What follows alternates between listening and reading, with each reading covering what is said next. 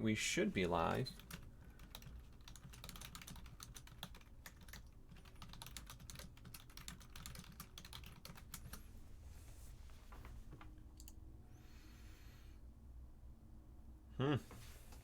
All right.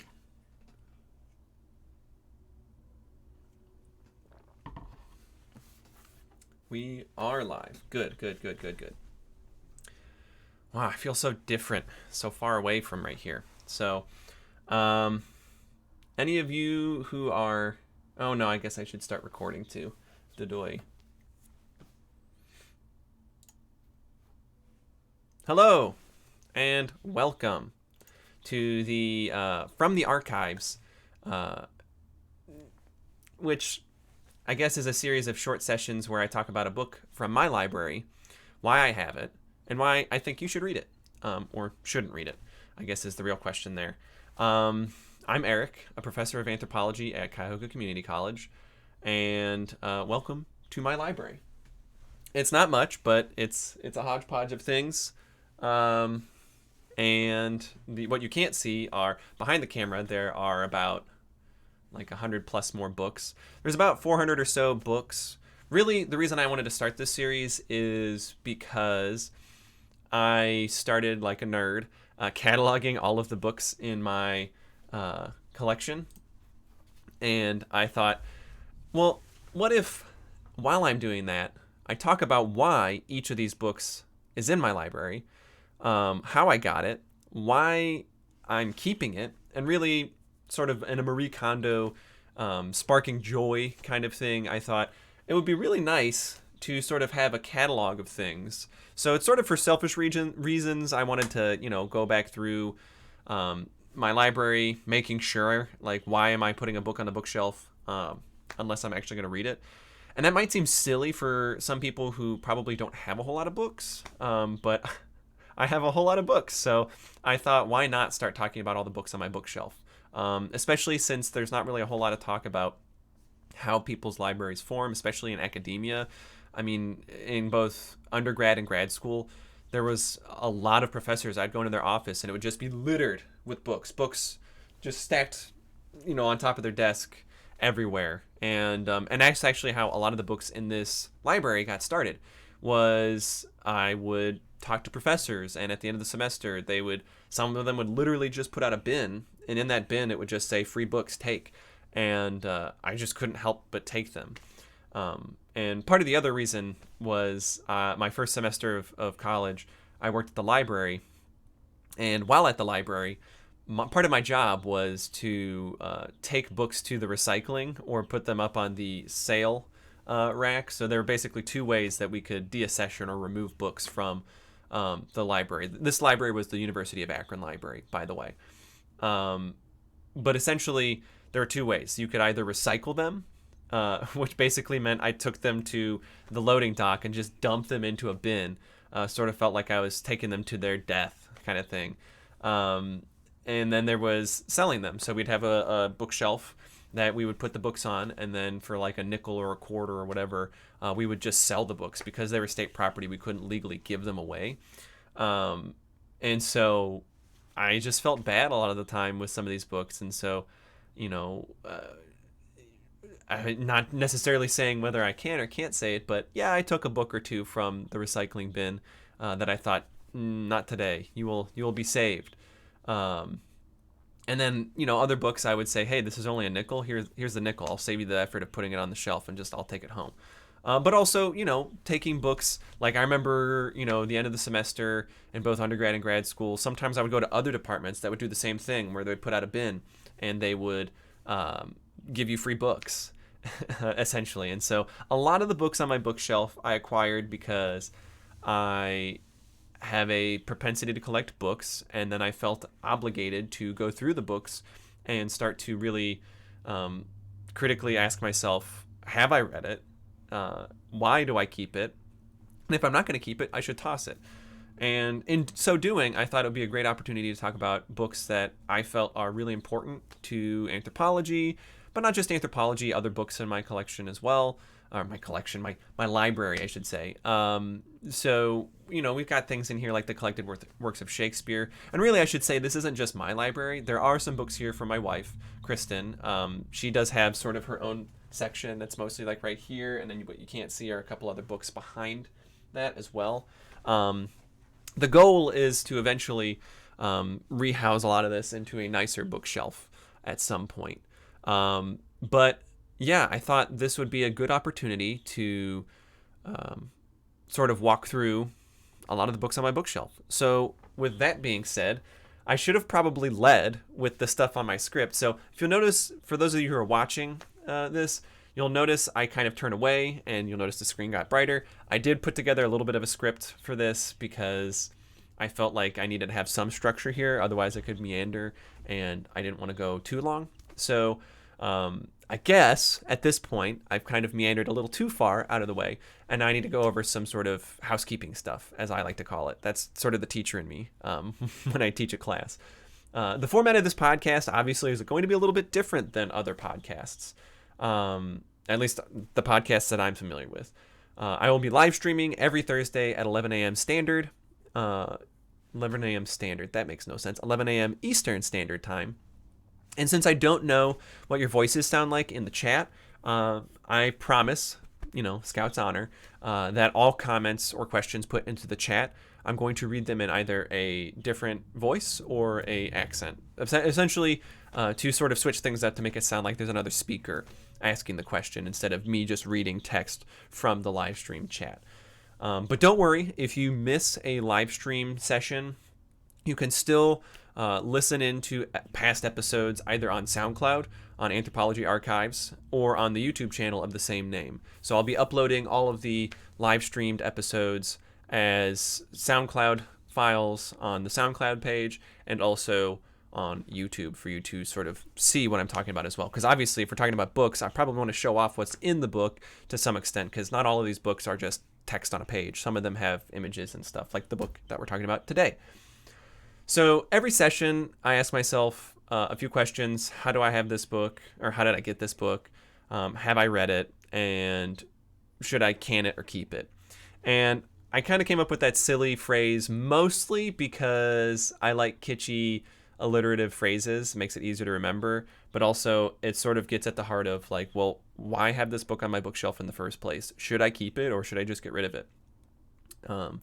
And I guess maybe in the future, when we have more people doing, engagement on the live stream, we'll have votes in the chat whether I should keep it or give it away.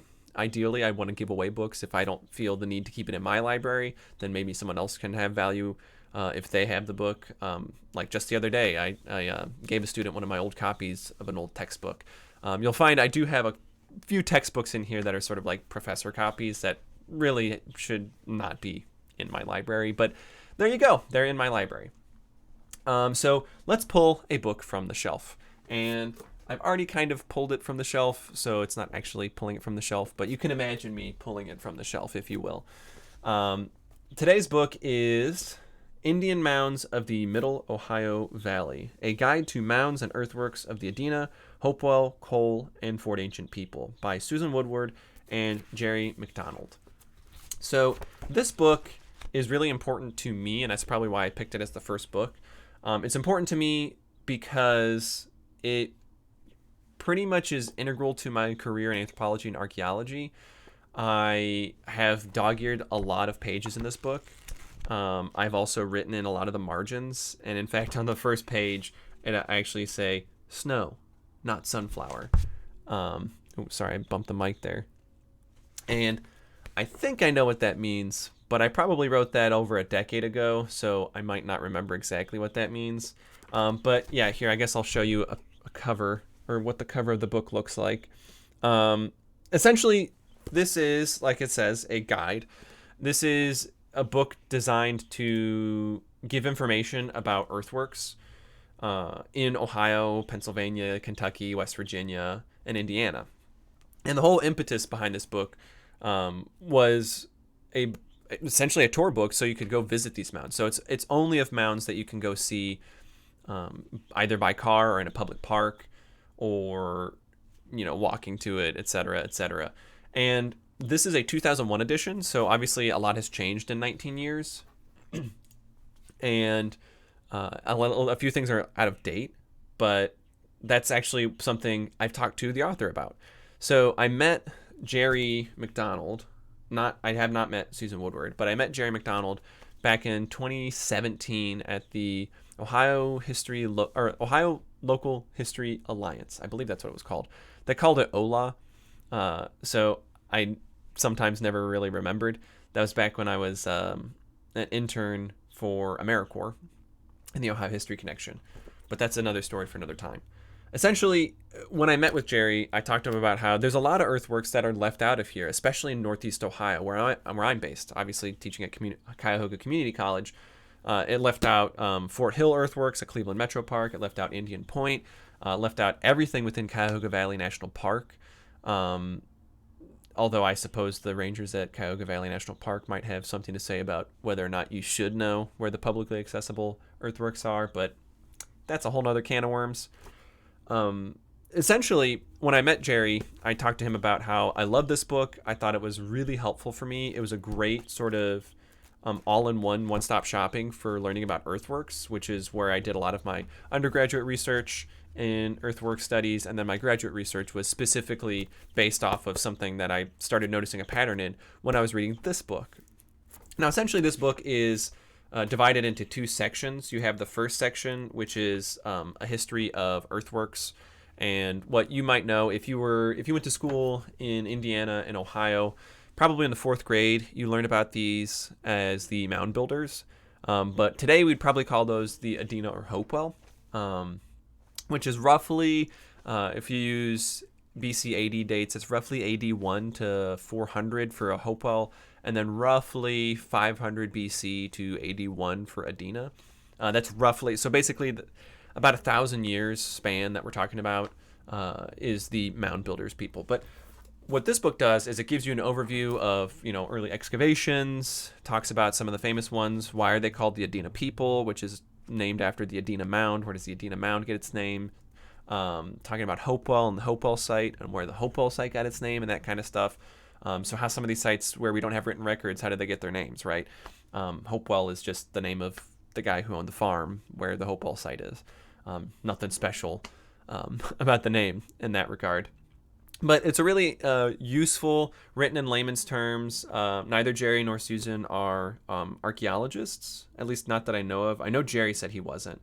I can't speak for Susan, although I'm looking at the back cover here just to be sure. So don't quote me on that one.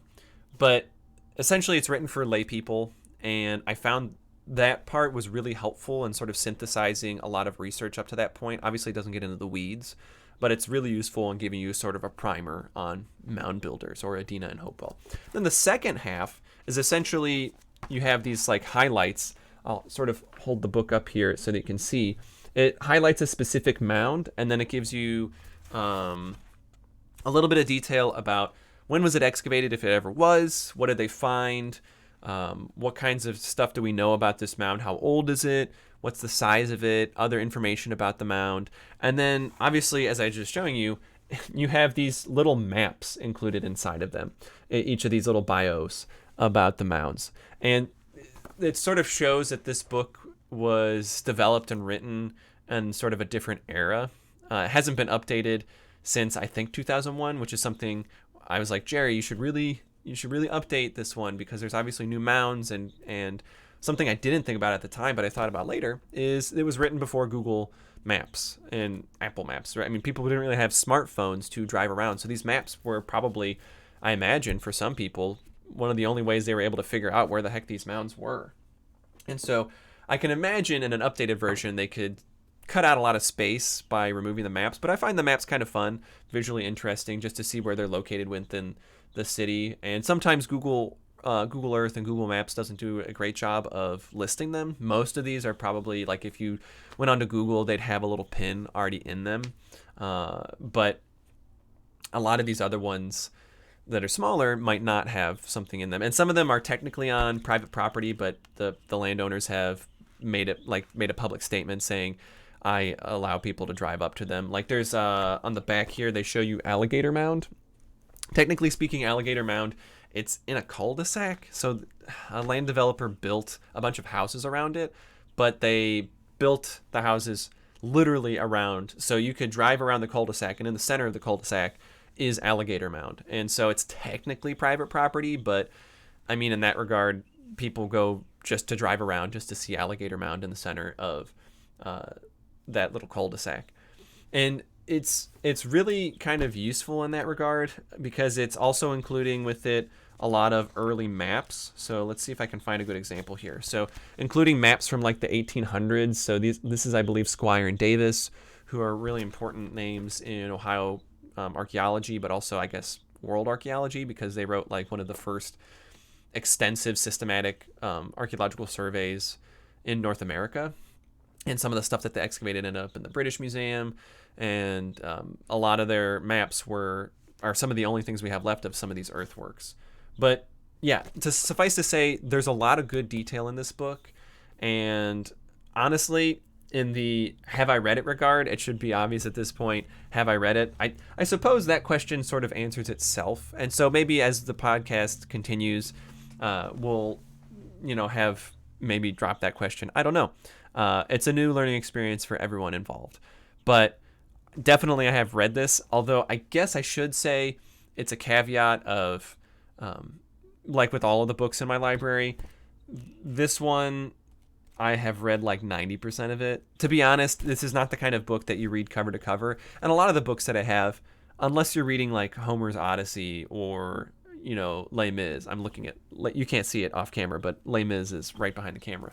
Unless you're reading something that's like a novel, that's something that you would read cover to cover. Whereas something like this, a guidebook, I did read all of the first section, which is essentially a history of studies of Adena and Hopewell, which I would recommend reading that part. And then the guidebook part is more of a, if I'm going to go see those mounds or earthworks, I'd probably want to go read them. Or if you were like me and you were in grad school, this was sort of a quick and dirty database.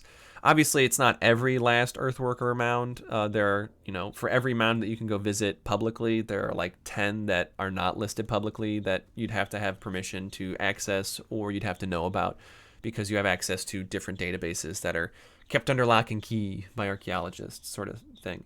But it's definitely useful in that regard. There are probably old copies of it that you can find on Amazon or on Barnes and Noble, I suspect, would have it. I'll put in the show notes a link to where you could possibly find the book, because I recommend checking this book out. If you're really interested in Ohio prehistory, one of the things that got Jerry sort of inspired, at least from what I remember of a 3-year-old conversation, so take that for what you will, was the fact that he lives in and around the Newark area. And so in his backyard is Newark Earthworks, which is not pictured on the cover here. That's actually Hopewell Mound, or no, sorry, not Hopewell Mound Group. That's, what is that? Mound City, which is currently a national park that you can go visit. But essentially, he lived right next to a giant earthwork that is currently protected by the Ohio History Connection, which is the Ohio State Museum, essentially.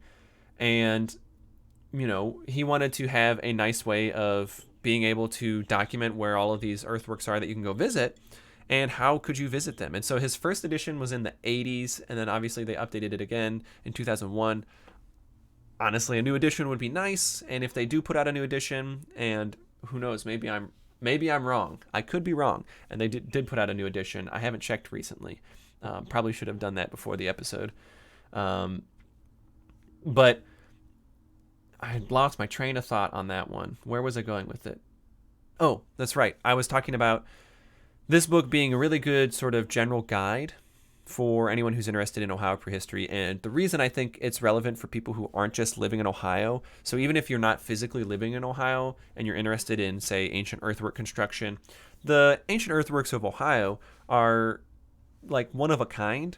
I know Newark, Mound City, Hopewell, and I believe Hopeton are all currently being reviewed by UNESCO for World Heritage status.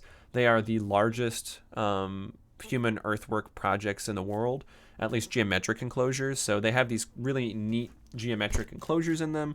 That's something I could probably talk about on another day, since I'm really just sort of giving you the review of the book. Here's an example of, I believe that's Shriver's Circle. Oh yeah, that's Shriver's Circle, and that's Mound City. So I happen to flip to Mound City there. But yeah, these geometric enclosures oftentimes had alignments with the sun and the moon, different times of the year. They're ceremonial places, so they're really neat to visit, and this book provides excellent context to it. So I guess to close it out here, so that this first episode isn't too overly long and I'm not meandering, essentially keep it or can it. Well, it should be obvious that I'm not going to can it. I'm going to keep this book. I picked the first book I'm not going to pick to trash, at least I would hope not. I picked a book that I want to keep and keep it on my bookshelf for a very good reason. It's had a lot of importance in my studies as both an undergraduate and a graduate student. In fact, I think I left out the part of how I got this book, and really I got this book because it was one of 2 books that I was required to read for my Ohio archaeology class in undergrad, which I actually have the book, Ohio Archaeology. It looks like a plain black book for me because it had a book jacket that I removed. But this is written by Brad Lepper, and then on the inside it actually has some fun stuff on it too. Some more Squire and Davis maps as well. But this is a book that I'll talk about on another day. But this would, oddly enough, a sort of coffee table book and a guidebook about Adena and Hopewell Mounds were the 2 required readings for that class, taught by Professor Linda Whitman at the University of Akron. Great class, great professor. Overall, very important to how I ended up getting into anthropology and archaeology. So I think that's going to do it for today's episode. So if you have any interest in following, check out the YouTube channel, which has other videos. Check out SoundCloud. I'll probably upload other materials as well to SoundCloud. And also, if you want to join in the live stream, leave a comment, and I'd ideally like you guys to comment or leave questions so that I can use fun accents or make a different voice. So I highly recommend you join us on the live stream every Thursday at 11 a.m. Eastern Standard Time. And until then, never stop learning.